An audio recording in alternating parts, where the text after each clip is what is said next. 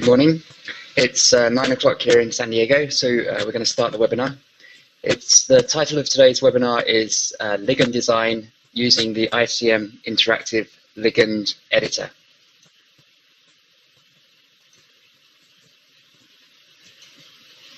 My name is Andrew Ori, and I'm a Senior Research Scientist here at Molsoft.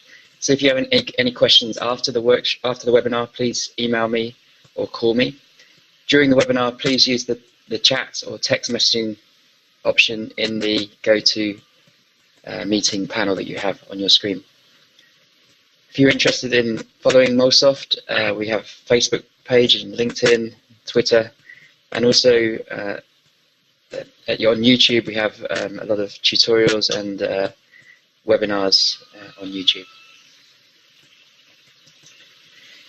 So today we are going to focus on the ligand editor. The editor is widely used throughout the pharmaceutical and biotech industry for ligand design and optimization. The tool was built in close collaboration with medicinal chemists at Novartis. It's a fully interactive tool whereby you can make changes to a ligand in a 3D environment and see the effect of the change on binding, or you can make changes to the ligand in the receptor using the 2D panel on the left shown here. The story with Novartis was published recently in an ACS journal, and part of that paper describes the ligand editor. So today's topics, we're going to look at ligand receptor visualization, so you can see the pocket and where you can make changes.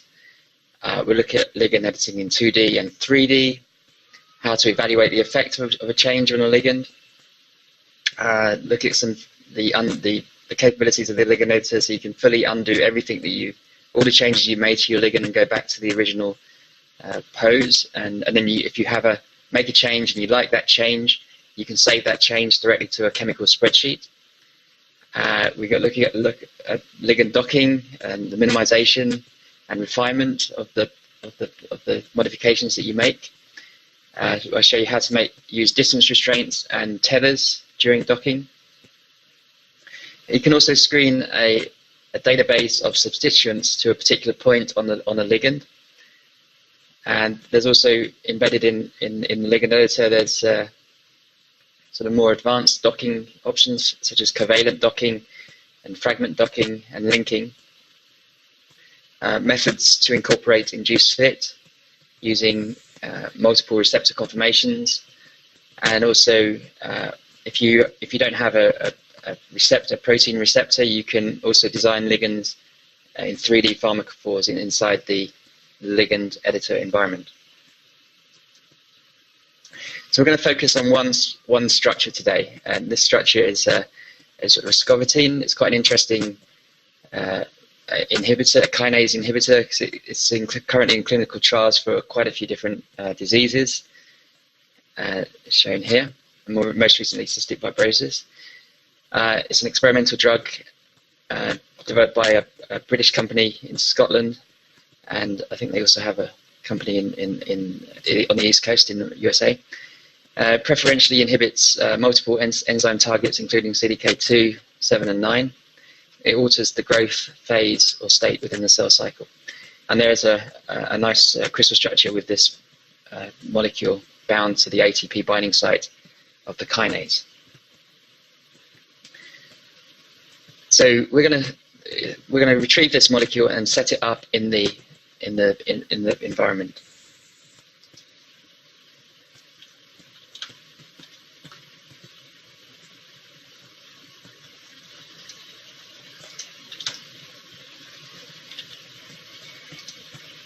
So we open ICM, and we have a search panel, a PDB search. So we could search kinase, but I know the PDB code. It's 1UNL, so we just enter that.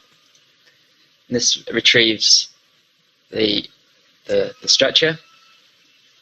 The structure has 4 protein chains: A, B, C, and A, B, D, and E, but only one has the riscovatine bound to it, the A subunit you can see here. We can double click on that ligand, and we can see that. So to set up the ligand, the ligand in the ligand editor, we go to the ligedit tab. We click on the setup, and we have a whole panel of buttons here which are fully related to the ligand editor. So we click on the setup ligand, and ICM automatically identifies that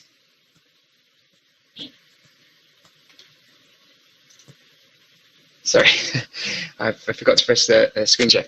Yeah, no, you should be able to see. Thank you very much for pointing that out. So basically what I've done so far was I went to the PDB search and I searched for 1UNL,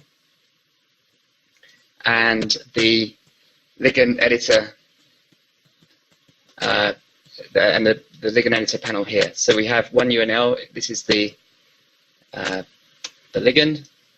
We go to the button here, and it asks us which is the ligand molecule. There's only one drug in this protein structure, and it's it has this ICM command line definition of the ligand. You can also assign charges based on the pH, and we go OK. So now you should be now the ligand is set up. The next step is to set up the receptor. So we go to the receptor button here. The receptor object is 1UNL, which is this structure. Then we have some options. We can keep tight waters that make 3 or more hydrogen bonds with the ligand or the receptor, with the ligand and the receptor. We can keep all the waters in the pocket, or we can delete all waters. And then, because it's a PDB structure, we need to optimize. We need to add. We will add the hydrogens, and so we need to make sure that we also optimize the hydrogen bonding network. And so we optimize asparagines, glutamines, histidines, proteins, and you can choose to mask missing side chains. So if the crystallographer hasn't seen atoms on certain residues, these residues will be masked out. If you uncheck this, ICM will build any missing atoms of residues in the pocket. So it's a preference that you can choose. So in this example, and in most cases with the ligand editor, you have pre-existing structure, and the ligand is bound to it, so you can choose make box around existing ligand. This is the energy box, the box where we build the energy maps, and you can make it bigger or smaller by dragging on the corners of the box. Let's go OK. So this builds the maps.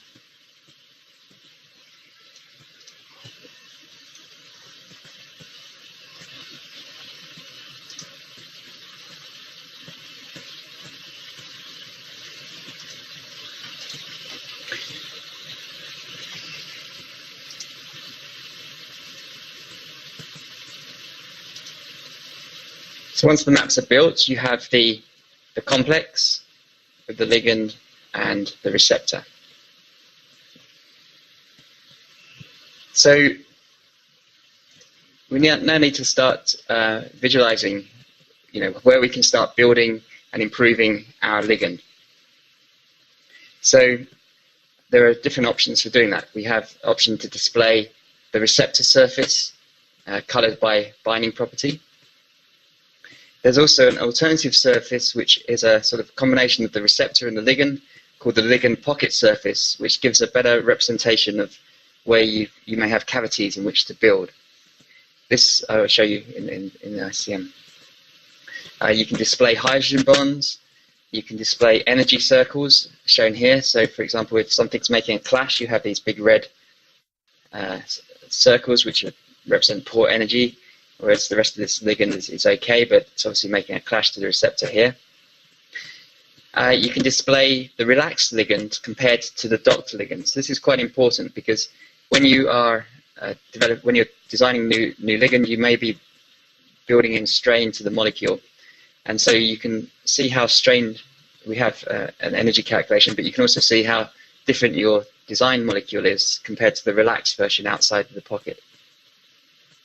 You can also display unsatisfied hydrogen bonds, so it gives you an idea where you might be able to build towards in the receptor. Okay, so practically in ICM to do that, we set it up, we set up the ligand and the receptor, and then we have some options here to display. So we can drop down here, the receptor pocket, shown here. So white coloring, the pocket is displayed in the ICM workspace here, and you can change the representation. So it's going to make it, at the moment it's transparent, that's going to make it solid smooth. So white is neutral, green is hydrophobic, blue is hydrogen bond donor on the receptor, and the red is hydrogen bond acceptor, and green is hydrophobic. So that's one representation. You could also display the pocket surface, the ligand pocket surface, which is a slightly different representation. So it's actually colored the opposite way to the receptor pocket surface. So this is a red is telling you that you need to add a hydrogen bond acceptor into this region to make a, to interact with a hydrogen bond donor on the receptor. And it's also very useful because you can see that there's obviously a cavity here that could be built into, but you can see here that this region is completely closed off, so there's no way that you could add another substituent to this atom without making a clash with the receptor. So it's a useful way of viewing it. Okay, so you can also display the hydrogen bonds. There's a button here for hydrogen bonds, and we can see that this kinase inhibitor makes two nice hydrogen bonds with the hinge region, which is a common thing for kinase inhibitors in the ATP binding pocket. So just get some. So we have the hinge region here, the glycine-rich loop here, and the N-terminal and a C-terminal down here. Just going to undisplay that.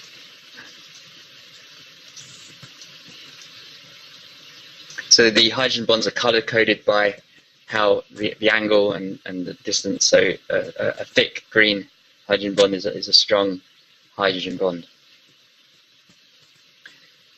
You can evaluate, you can display the energy circles. So everything is fine here. We've got green, but low values for each of the atoms. You can display unsatisfied hydrogen bonds. So we've got two here, and one here. When we start making modifications to the ligand, you can display the relaxed ligand. You can display our stereo labels, and we also have an inbuilt option called Pretty View, which changes the view. You can modify that to how you like it. And here on the right-hand side is the button that calculates the score for this ligand. So this is a VLS score. And this is the score we'll be concentrating on. It's so the lower this score, the better the prediction of binding for that ligand is. You can toggle the hydrogen display. So usually a good one for, you can show all hydrogens or ligand all hydrogens, and so when we start modification, you'll see that we need to select the ligand. Okay.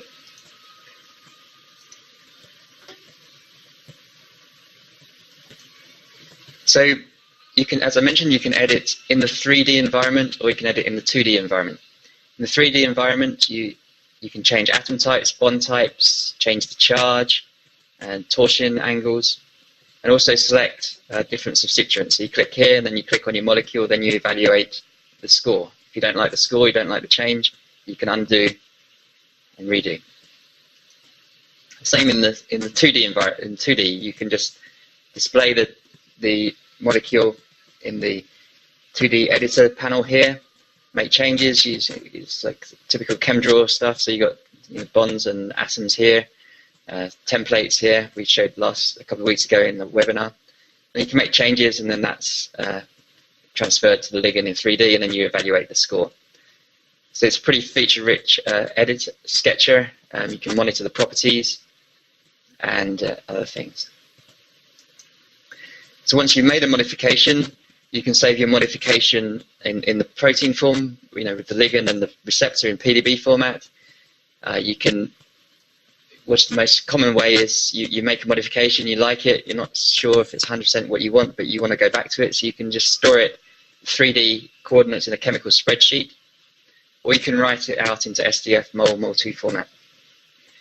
You can export your chemical spreadsheet to Excel or HTML, or you can save the whole thing in a binary format, and you can share this with your colleagues who can view it in the free ICM browser, display on the web using a free active ICM plugin, or you can share on iPhone or iPad using iMolView, which is our mobile version of ICM. So once you've added it to a chemical spreadsheet, you also have the tools in the spreadsheet, such as chemical searching, editing, clustering, plotting, etc., which we showed 2 weeks ago. Okay, so we go back to ICM. Right, so let's start to modify this ligand. So I'm just going to remove these answers. Satisfied hydrogen bond. So the structure is shown here. If we want to start modifying it, we click on this button here, which has a pencil and an atom, so it means you can modify it. And you have this panel of substituents. We have a panel of atoms. So, for example, we can click on carbon atom here. We can change this oxygen to a carbon. You see the carbon's there. We can evaluate the score. It won't like it. The score has actually got higher because we've lost that hydrogen bond here. That's okay. We can undo it and go back to our original ligand, and we've got the hydroxyl here. We can change bond types by clicking on a bond. And so, for example, we can change this to a double bond here. If we just click on the bond, we see now have double bond, and go back to a single, like this. So you can evaluate the score, and then you go back to a single by clicking on the single bond. Or undo. I can't. There we go. So just come back to that. Okay. So we can change torsions, which I'll show, but I don't want to do that just yet. We can change the chirality, the stereo switch between R and S. We can erase atoms. Just click on the erase button, and if we don't like this one, just undelete. Evaluate the score again. So as we'd expect, it's gone up. It's got worse, and we can undo and put it back. Okay, so you see on the left-hand side, we also have this panel of substituents. So let's go back to that view of the pocket, and it's called ligand pocket surface. And we can see it's over on this side of the, let's just display the hydrogen bond. So we got it's upside down. So the N terminal is up here and the C terminal is down here, and we've got these hydrogen bonds here to the hinge region here. And the ATP pocket's here, the glycine-rich loop comes over here, DFG will be down here. So we can see that, in actual fact, we have two regions here and here where we have some cavity in which we can build into. So I'm going to try and exploit, there's a bit of a hydrophobic region here that we could try and build into. Also it's telling us that you need to add a hydrogen bond acceptor here. to interact with the hydrogen bond donor. So what I do is I select a few substituents. I'm going to select a couple of halogens and the sulfonamide, the sulfonyl, and a couple of others. So you can see we selected 1, 2, 3, 4, 5, 6 substituents. And now we can screen those substituents onto this point, onto this hydrogen atom. So just click on that hydrogen atom, and you'll see that it says here trying these groups. And so it's basically docking these groups to the receptor. It's pretty quick. So once it's done that, it shows you a table.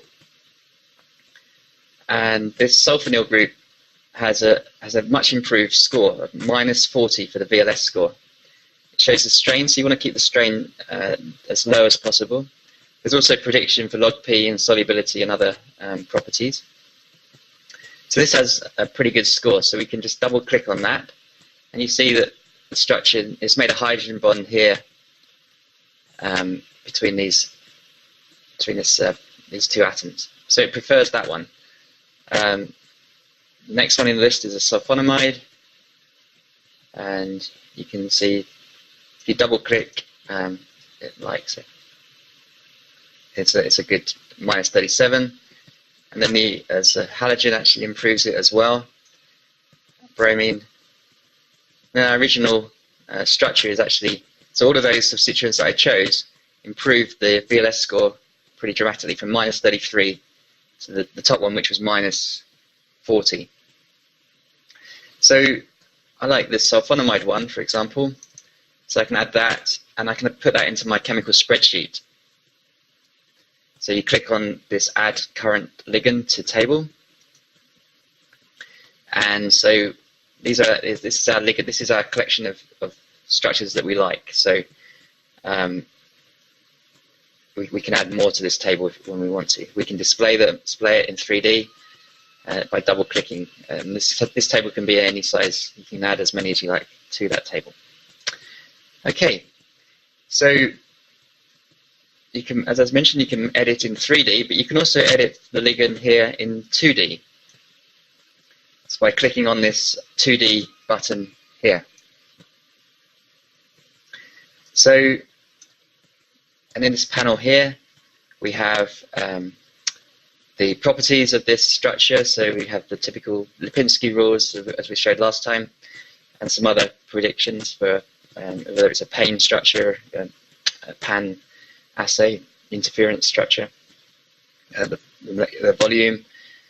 Everything seems fine, but maybe we don't quite like the sulfonamide. Maybe we'll try something a little bit different, just to see if it binds.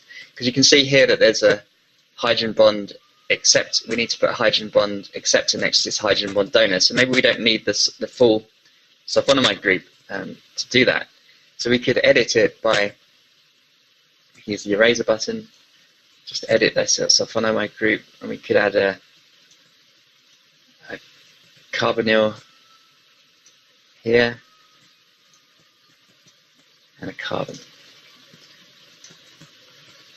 So once I do that, we can commit this to 3D by clicking on this button here,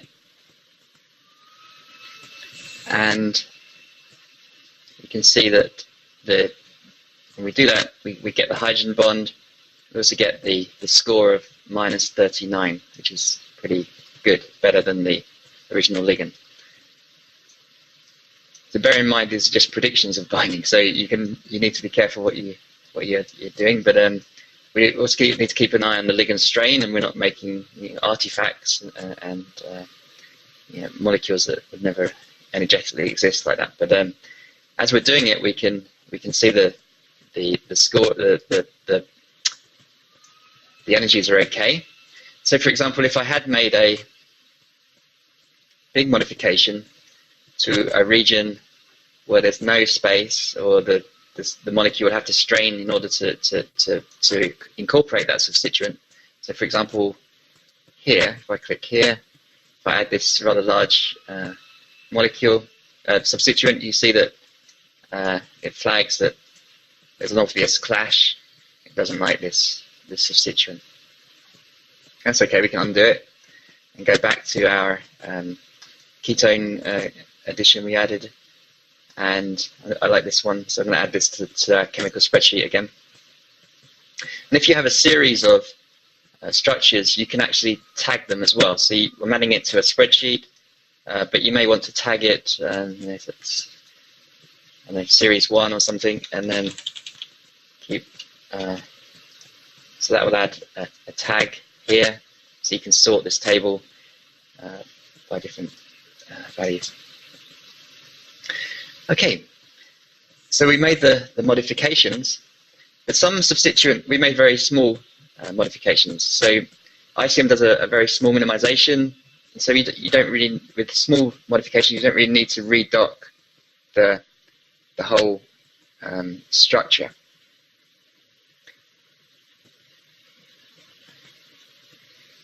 And yes, so you don't have to redock. But if you're making a very large change, you may want to redock it. So let's have a quick slide on docking in ICM from the beginning.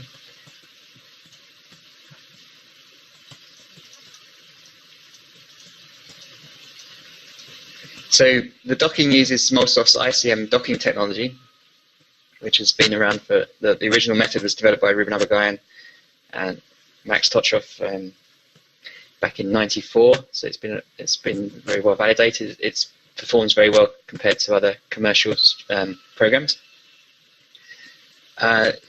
You can dock a modified ligand. You can dock, if you have a SDF file, you can dock a chemical spreadsheet to the pocket in the ligand editor. And you can screen a database of substituents, which I'll show. Induce fit docking using multiple receptor conformations, another example. And you can also refine the side chains after docking or during docking. And it's covalent docking and APF docking, which is a 3D pharmacophore method of docking. So in this example, we have, I'm just going to use what we call pretty view, which some people don't think is very pretty, but you can change that to however way you want it. So I'm just going to color the ligand green, just for clarity. So color the carbons green. So, and I'm just going to undisplay the ribbon in this. So we can see if we redot this molecule, we know that it's going to make 2 hydrogen bonds with the hinge region here. So we may want to keep these 2 atoms at this distance. So we can use distance restraints to do that. And you click on distance button, the distance restraint button here, and then we select the 2 atoms that we want to keep at the same distance.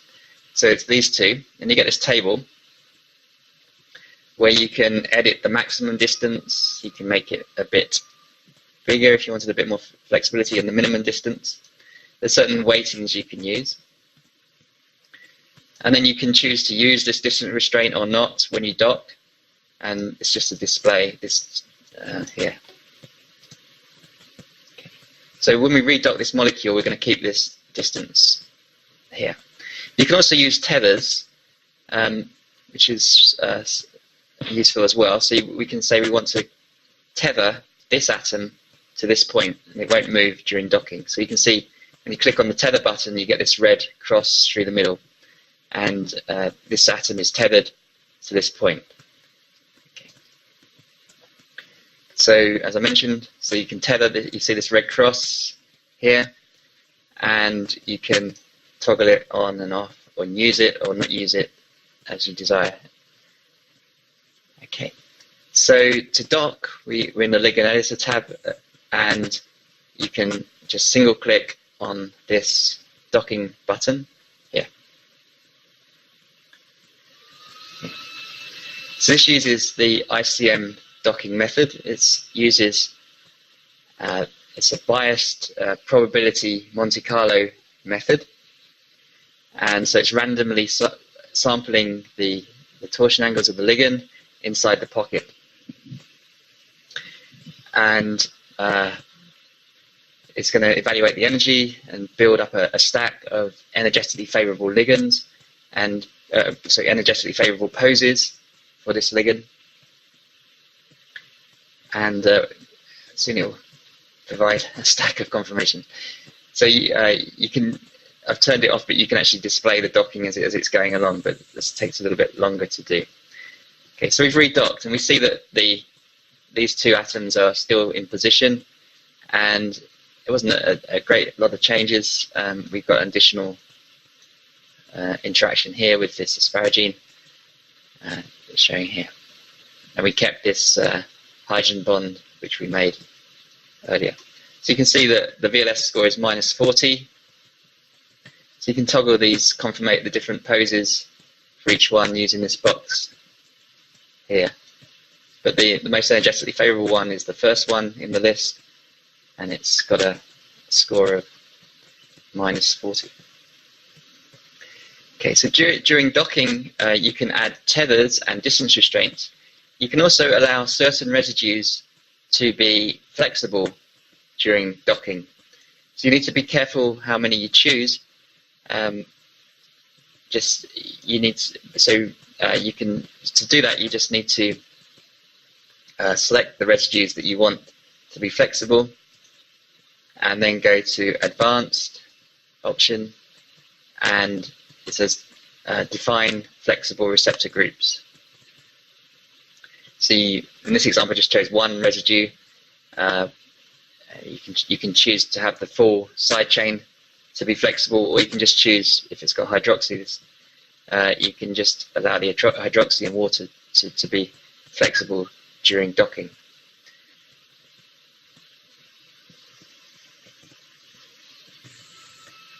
Okay. Just for speed, I'm not going to show that, but you can, and this is pretty well-defined pocket, so we're not going to see much rotation of the ligands in the pocket, of the side chains. But it is something to look at if you find a good substitution that you like and you want to double check that it's a good interaction. You can allow certain residues to be fully flexible. Okay, so as I mentioned before, you can also rotate torsion angles in your ligand by clicking on this rotation torsion button, and you can just let's rotate. Let me just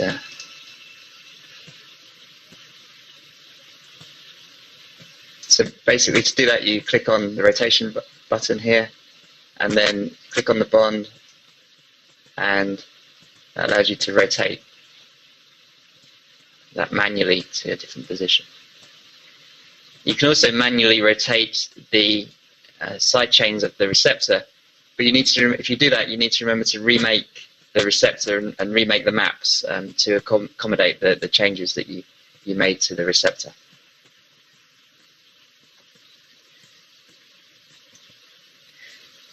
So let's go back to the ligand pocket surface again.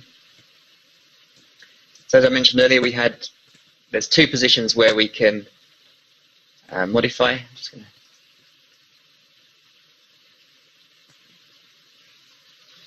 okay, so using my orientation. There we go. So the hinge is here. So there was this region here at the bottom.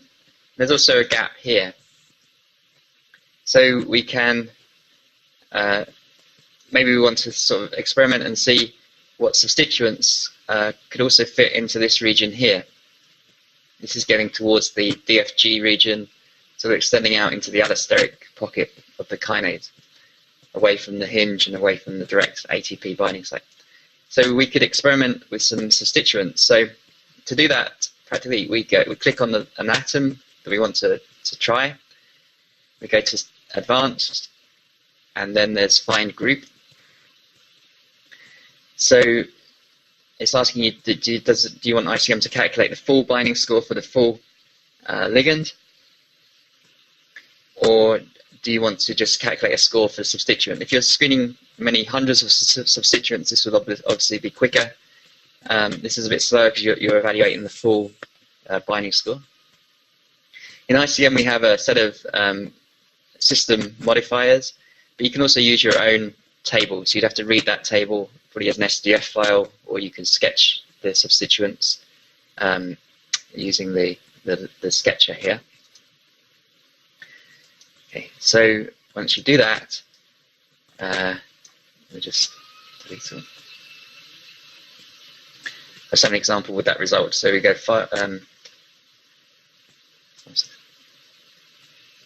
once you do that, it's similar to the virtual ligand screening.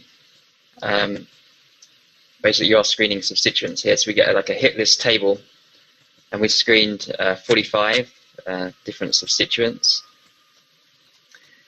So the best one is this ring. I'm just going to display that. So we can display it by double-clicking.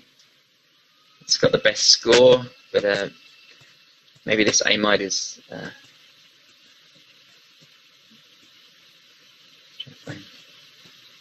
Yeah, so this is where we added it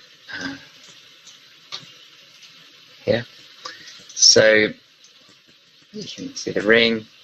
Amide has a good score, -37. I like that one, so I'm going to add that to our spreadsheet. There's a variety of other ones we can toggle through for each substituent. And actually, I think in row 17, or even further down, yeah, row 23 is our original ligand for scovidine. So we actually found 22 substituents which might improve this molecule. So we had a good question about synthesizability. So obviously you can carry on making your great ideas computationally, but how well that's can be synthesized is a different matter. So we don't actually have a score for that, but you can look at substituent. You can build a substituent database using reactions. So that can guide you as to which substituents are sensible for the reaction that you're using. So yeah, that would be useful to have a score for that kind of thing. But at the moment we don't have that. But you can use you can use our tool in chemistry. There's you can build a combinatorial library using a reaction, basically, which I showed last week. Okay. So these are the editing tools, and this is a table that you can sort by score here. Just using the sort button here. It's also a chemical spreadsheet, so you can make plots of things, as we showed last week or a couple of weeks ago with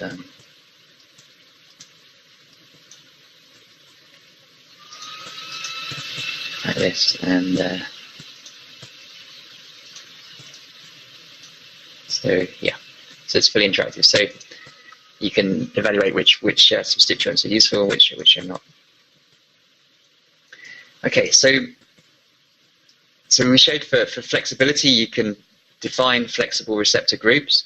You can also undertake a receptor sidechain refinement. So you can make a substitution, and then you can allow, for example, serine, or just serine, or side chains. So you can see the side chains are being refined with the ligand inside.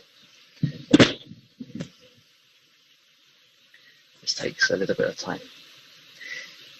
But over the years of development, ICM for flexible receptor, we found that the most efficient method is for flexibility is to use multiple receptor conformations. And it's easy to say that, and then if you have a lot of crystal structures, then you're in an ideal solution. Yes, this is a scenario you probably can see in your ensemble of crystal structures which parts are flexible, which parts are not. So you can use an ensemble of crystal structures to dock to, which I have an example. I'm just going to stop this refinement. It takes a little bit long. Okay, so I will send a paper that describes the multiple receptor conformation method when I send the video of this as an email, but just quit. So multiple receptor conformations, if we call it 4D docking, you superimpose all your structures and you dock to them here. So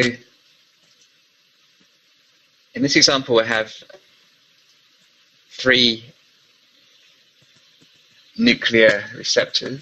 That's the wrong one.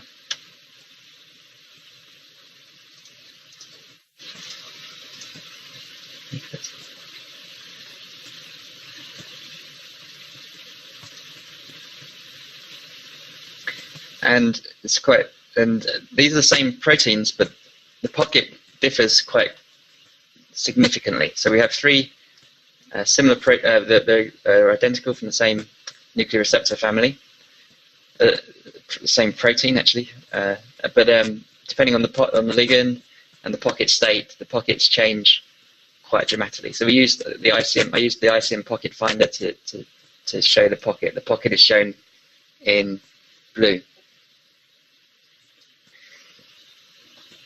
So so what you need to do is so in this example we're lucky we have 3 crystal structures, but you may want to, if you only have one, you might want to use multiple receptor conformations of a loop region, for example, that goes into the pocket. And you can do that using the modeling tools in ICM. So to do this, we need to superimpose the pockets. So to superimpose, we select the molecules we want to superimpose, and then we go to display panel, and then there's a handy button here, the superimpose button, which will superimpose all those 3 structures on top of each other. It's a very useful tool because it reacts to whatever you select, it will superimpose. So if you superimpose this loop, it will just superimpose that region. But important to us in this example is that we superimpose the pockets here. So we select that region, go OK. The pocket is superimposed. So now, in a similar way as before, we go to the ligand editor tab. I actually have a ligand here that I'm going to dock to these 3 receptors. So we click on this button. The ligand is 1-ACO. It found it straight away. It's going to undisplay the pockets just for clarity,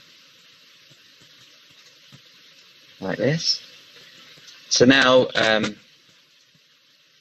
we go to the receptor setup. The only thing that's different here is that rather than selecting one receptor, I selected all 3 of the receptors that I want to use in the docking. So I'm going to dock. So we're going to build maps for each of these 3 receptors. And it's similar to before. You can keep orders or not. Optimize hydrogen, asparaginase and glutamines. So it's going to make box around existing pocket. And go OK. So this is generating the maps for each of those 3 receptors. And so you can dock and make modifications in those 3 on the fly and see directly which one is,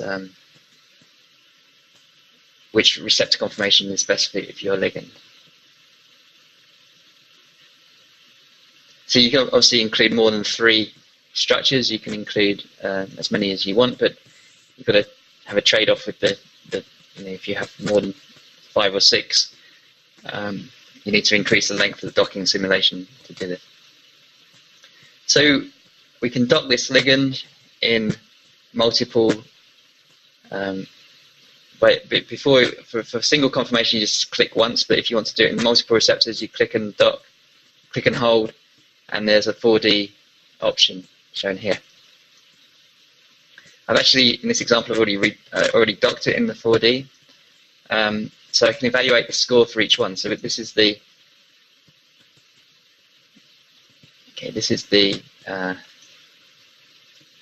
the 3rd receptor. So the score is very bad, and we can see the why, because we have a lot of clashes in this region. So this is obviously not the best pocket for this ligand. We go to the second example.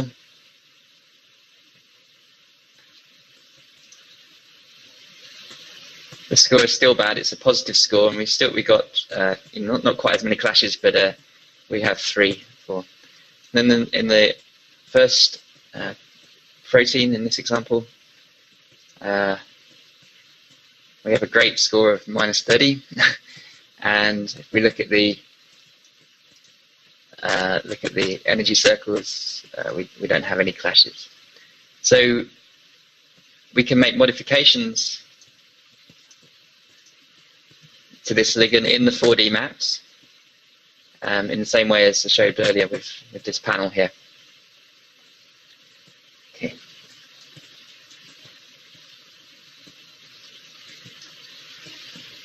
So the final example is an example whereby you don't necessarily have a crystal structure, but you have a series of compounds or chemicals that you know bind very well, and you can, instead of editing the ligand in the pocket, you're editing the ligand in these atomic property fields, which is a method developed by Max Totchoff here at Molsoft, and it's a 3D pharmacophoric method. And so basically, in a similar way as before, we go to Ligand Editor, we click on this button to choose the ligand. I have a ligand in this example that I want to optimize, and go OK. So these are these surfaces are the property fields of 3D pharmacophores. So in this example, we only have a very lipophilic region that's conserved, and these 2 hydrogen bond acceptor regions here and here. These are actually COX, cyclooxygenase 2 inhibitors that we looked at a couple of weeks ago. And so I've superimposed these, and now so we go to the Setup Receptor button, and there's a tab, there's protein, and there's a second tab called APF, which is the APF fields, which is ligand based. And so we're going to use, so we have 4 chemicals, 1, 4, these in our fields, and we choose selection of 4, make box around these fields. Okay, so now we can just edit the ligand in a similar way as before. We evaluate the score. We can minimize the ligand in the field, so that improves the strain in the score. And then so we have 2 buttons, minimize button and docking. So it minimizes the shorter thing. So we can add a group here and evaluate the score. So in the same way we have these energy circles. It doesn't quite like that one. The score got a little bit worse, but it's a reasonable modification. You can undo it if you don't like it as before in the same way.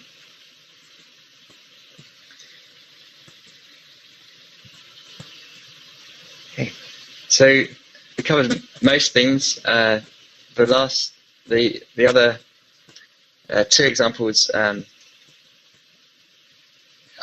fragment screening. So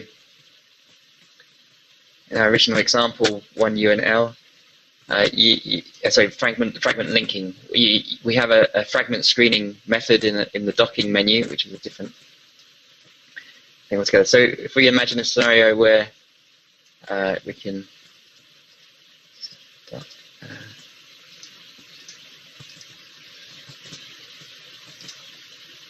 just trying to make a fragment or something. Delete some atom.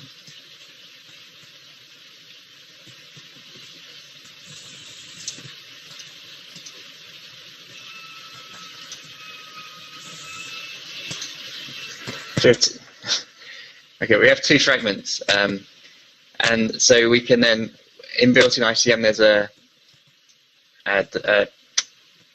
linker database of linkers, and so to link them, we just need to, we go to the advanced menu, and there's an option called Find Linker, and we have an inbuilt database that you can use, and then it will screen a set of linkers, and you can set the strain cutoff. You can set the maximum number of rotatable bonds in the linker, and then there's a cutoff for the contact with the receptor, and you go OK, and you get in a similar way as before with the substituent screen. You get a table of linkers for this structure. Okay, so that's the end of the webinar. The next webinar will be in a couple of weeks' time, August the 6th, and we'll be looking at molecular graphics in ICM, making slides and movies, importing those movies to PowerPoint. There's movies, and there's a fully interactive ICM inside PowerPoint where you can rotate the molecule in the PowerPoint and in HTML for presentations. Thank you very much for joining the webinar. I'll be here for a little bit longer to answer questions, and hopefully see you in 2 weeks' time. We're offering the 30-day trial or valuation license of ICM, and I'll send instructions by email and how, if you want to use that. I'll send it in a follow-up email to this webinar. Thank you very much.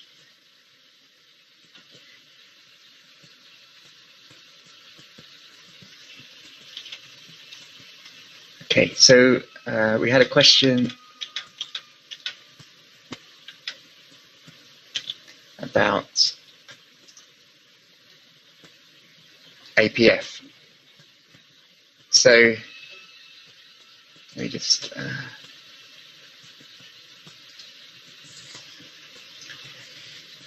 so hopefully you can see this screen. So APF is a way of, it's a grid 3D pharmacophore potential. So in the example I showed, I had 4 known binders that I superimposed in, and so you can use the fields of the chemicals to dock into those fields and get a score to see how well your ligand binds in the fields. There are 7 different fields: hydrogen bond donors, hydrogen bond acceptors, and other ones are charges or what have you. And so you can use these fields to edit the ligand. You can also screen databases like virtual ligand screening to these fields. So the key step really is to superimpose these your lead compounds in a correct way. So you can dock to this to these fields.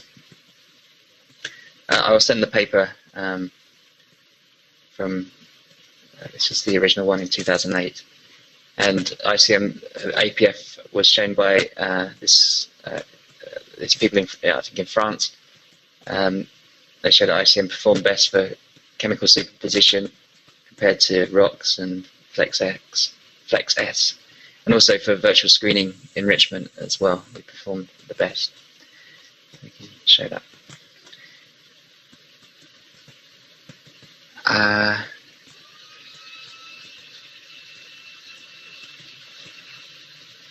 Yeah, so we got a question about the manual for this.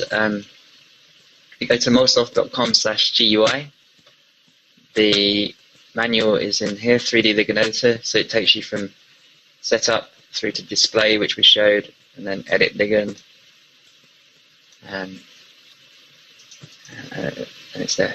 If you want to email me, I can send you that link. It's molsoft.com/GUI. It's also embedded in your version of ICM in the help menu. From probably help content there.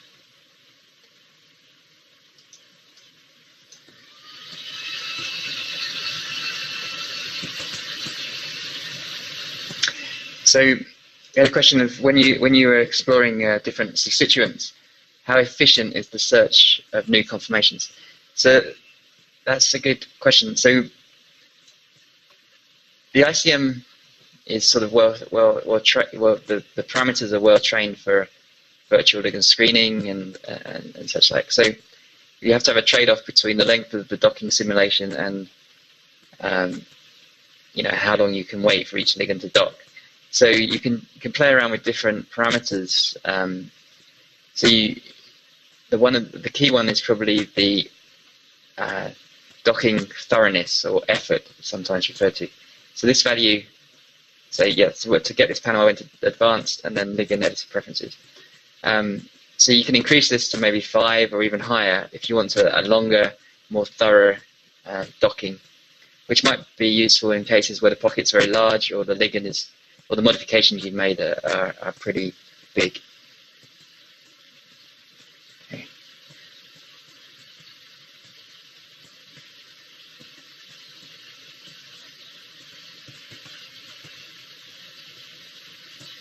Oh, we had a question about Molscreen. So yeah, this is a relatively new product, which actually uses QSAR 2D finger. It's a set of more than 900 models, 2D and 3D models. Actually, maybe more than 900 now, but it's built from data from Kemble. So we have models for 2D fingerprints, these 3D pharmacophore APF models, and hybrid structure and APF models. This would be a separate webinar. I think probably maybe in the fall we'll do that.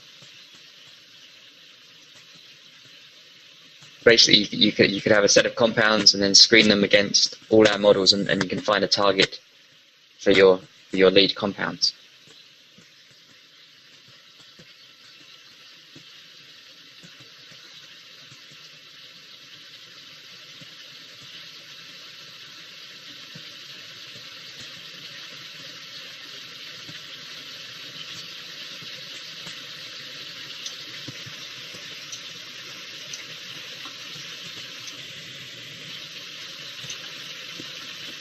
Okay, there's some other questions I got. I can reply by email, and my best. But if there's any other questions, I'll be here for a couple more minutes and a few more minutes, and I'll be happy to help.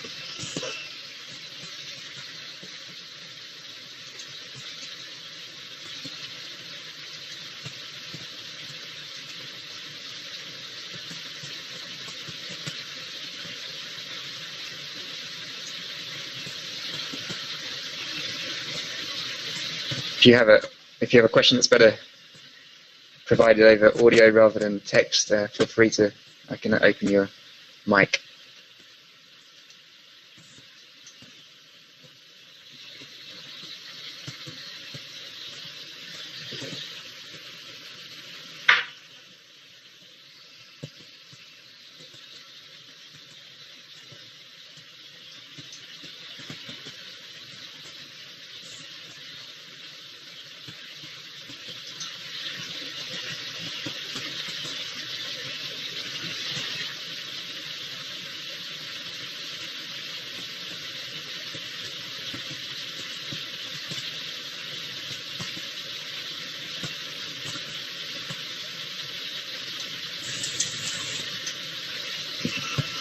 Okay, so I'm going to close the webinar down and hopefully you'll join us in a couple of more weeks. Thank you very much. I'll send a recording of this